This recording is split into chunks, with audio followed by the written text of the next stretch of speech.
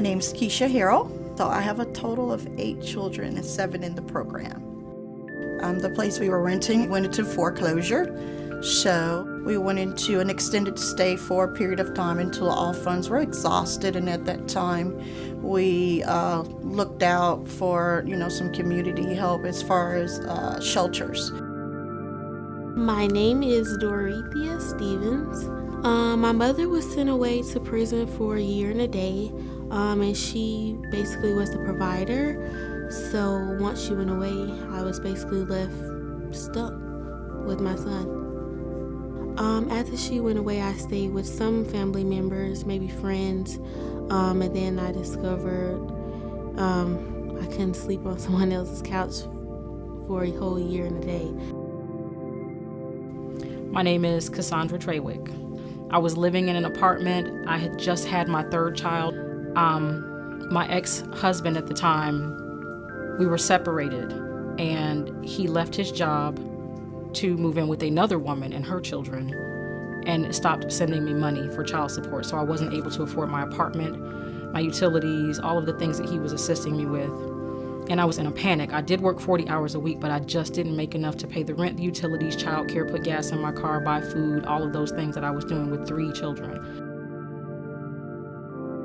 It was, complicated initially for me to take that step to actually come into a shelter, but, not really have anything else available based upon the circumstances. In my instance, I'm a mother with more than few children, so not every shelter was able to provide the assistance that was needed based upon my family size. So Nicholas House had that availability, so that was a great thing.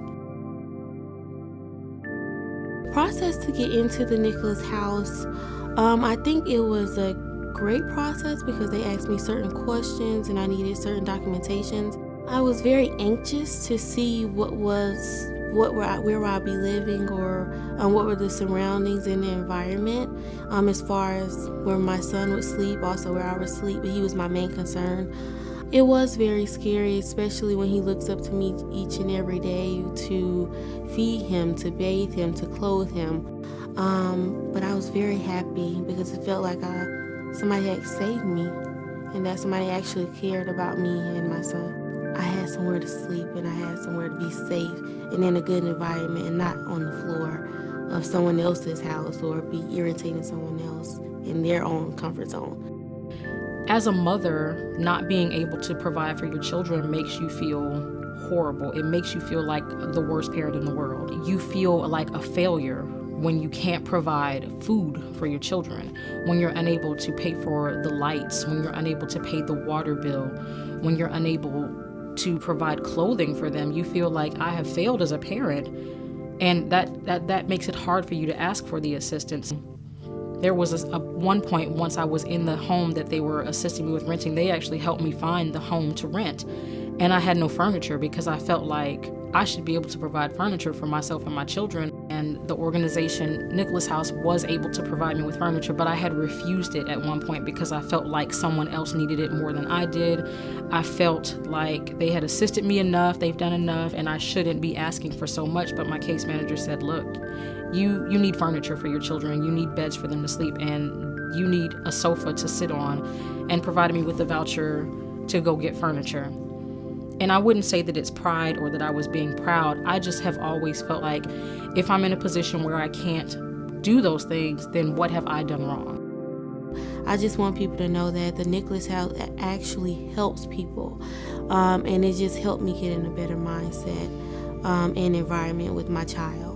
They helped me obtain my own household, and then we do have budgeting classes, financial classes, and it just taught me how to manage my money so that I can never be without a home ever again, regardless of what situation I was in.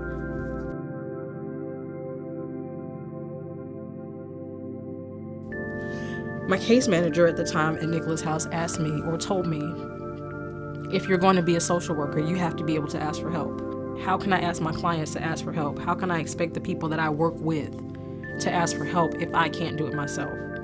So it made sense to me. So Nicholas House not only helped me physically, they helped me emotionally, they helped me mentally, the things that they gave to my family just helped me to get through a really, really hard time in my life, and still helps me today, because I'll look back on the experience and say that I would have not had a roof over my head if it had not been for this organization. And when I tell people that, they're completely shocked. Like, you have so many resources, you know so much, and I know so much, and I have so many resources because of what I was taught by Nicholas House.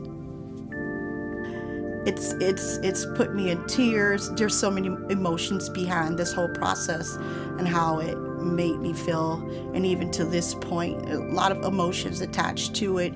At the end of the day, and to sum it all up, I just count it as a part of my plight in life and a testimony that will be used for others. Once I graduated from the program, I was able to purchase my townhouse with the skills that I learned through Nicholas House and other organizations that they've partnered with. I was able to obtain my degree and provide the life for my children that I wanted them to have.